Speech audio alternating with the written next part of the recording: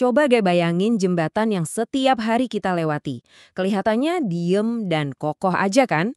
Padahal di balik tenangnya itu setiap jembatan sebenarnya lagi bertarung mati-matian. Melawan apa? Melawan kekuatan-kekuatan tak kasat mata yang super dahsyat. Nah, hari ini kita bakal bongkar pertarungan tak terlihat ini. Oke, jadi pertanyaannya simple tapi penting banget. Sebetulnya, kekuatan apa aja sih yang non-stop mau merobohkan sebuah jembatan? Nah, buat jawab ini, kita nggak asal ngomong. Kita bakal bedah langsung kitab sucinya para insinyur jembatan di Indonesia, yaitu SNI 1725 tahun 2016.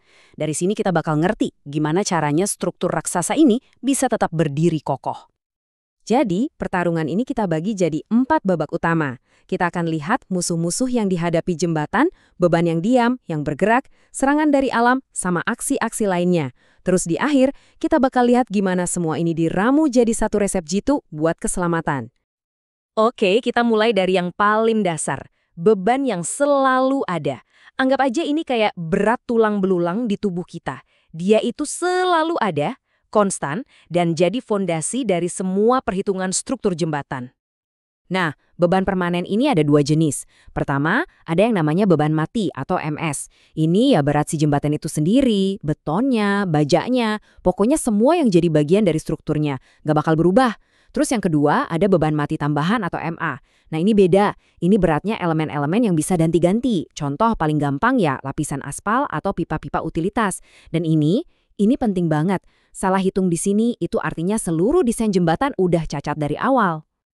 Dan coba deh lihat tabel ini biar kebayang seberat apa sih jembatan itu. Lihat angka buat baja.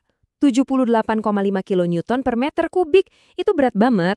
Ini ngasih kita gambaran, bahkan sebelum ada satu mobil pun yang lewat, jembatan itu udah nanggung beban yang luar biasa beratnya. Setiap detik, setiap hari. Oke, dari beban yang diam, sekarang kita pindah ke musuh berikutnya yang jauh lebih nggak bisa ditebak.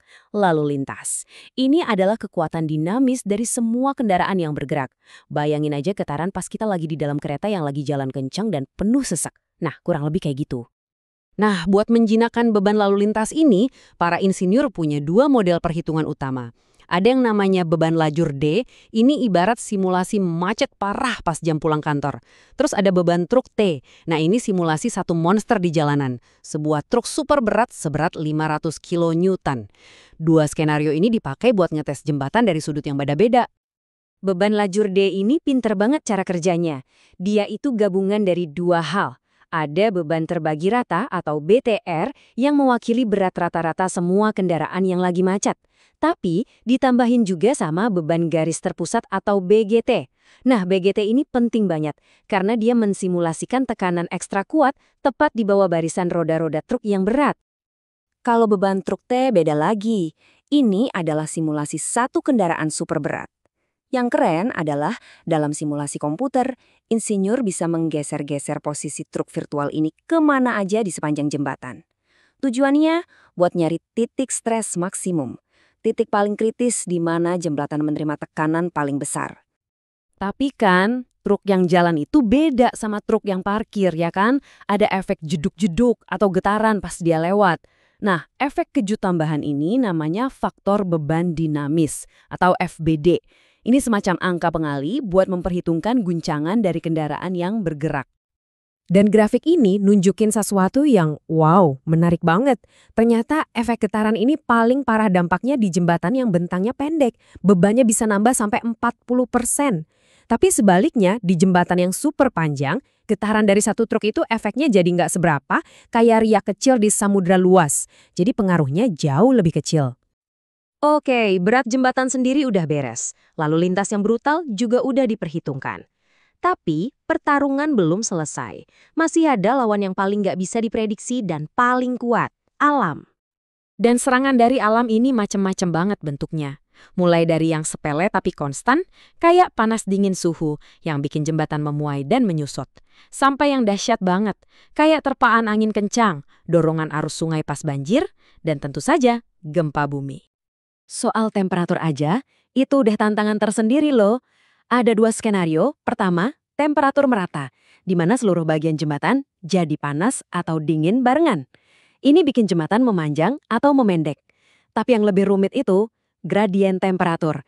Bayangin deh, Bagian atas jembatan kepanasan, kena matahari, sementara bagian bawahnya adem. Nah, perbedaan suhu ini menciptakan tegangan di dalam struktur yang seolah-olah mau membengkokkan jembatan. Nah, soal gempa ini filosofinya keren banget. Tujuan insinyur itu bukan bikin jembatan yang kebal gempa sampai nggak rusak sama sekali. Justru sebaliknya, jembatan yang bagus itu dirancang supaya kalau ada gempa dahsyat, dia boleh rusak tapi nggak boleh runtuh total. Dia harus bisa melentur dan mengorbankan beberapa bagian supaya struktur utamanya tetap berdiri. Kenapa? Karena prioritas nomor 1 adalah keselamatan nyawa manusia.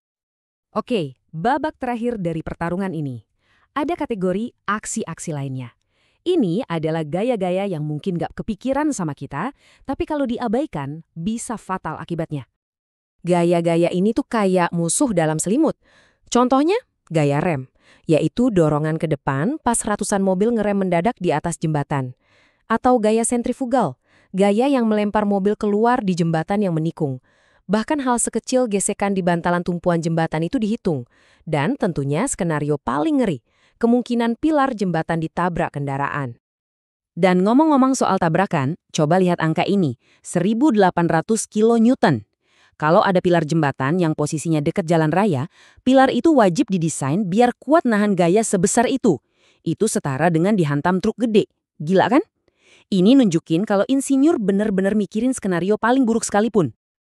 Jadi, pertanyaannya sekarang, gimana caranya insinyur mengambil semua daftar musuh ini, beban mati, lalu lintas, angin, gempa, rem, dan meramunya jadi satu desain jembatan yang super aman?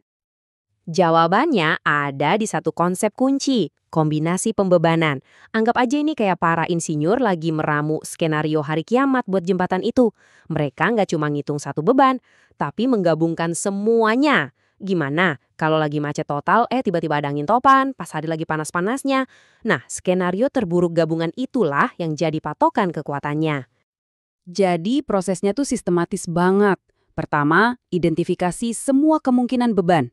Kedua, setiap beban dikasih faktor pengaman, jadi angkanya dilebihin.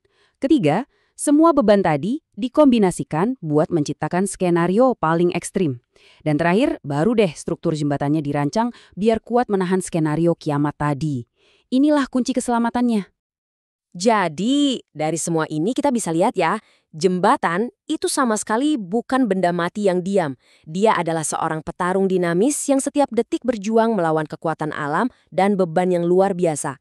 Dan dia didesain untuk selalu jadi pemenangnya. Makasih banyak udah menyimak pembahasan kali ini. Mudah-mudahan setelah ini kita semua jadi ngelihat jembatan dengan cara yang beda. Jadi lain kali Anda lagi nyebrang jembatan, coba deh renungin sejenak. Dari semua kekuatan tak terlihat yang lagi bekerja, kira-kira mana yang paling Anda rasakan?